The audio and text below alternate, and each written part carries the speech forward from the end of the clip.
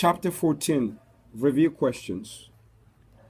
The binder deposit held in escrow by a broker would be entered on the closing statement as a credit to the buyer. The seller normally pays for the documentary stamp tax on the deed. Expenses on a closing statement are always entered as debits.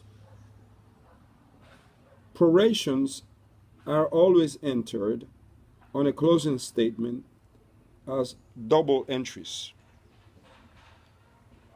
Title insurance is ordinarily paid by the buyer.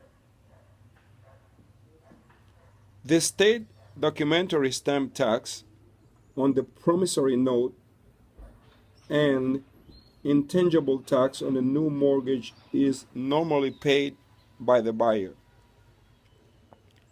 Rent is paid in advance. Taxes and interest are paid in arrears.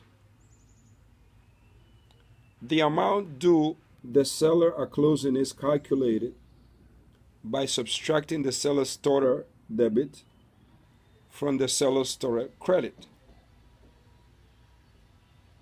The amount the buyer is required to bring to closing is calculated by subtracting the buyer's total credit from the buyer's total debit. The seller's grand totals and the buyer grand totals are not usually equal due to the differences in their expenses.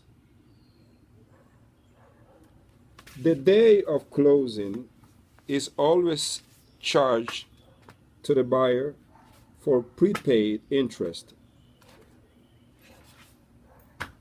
Entries on the broker statement are made as either receipt or disbursement. Prorated rent is entered on the closing statement as a debit to the seller and a debit to the buyer. No taxes are payable on either the note or mortgage when title is taken subject to the mortgage.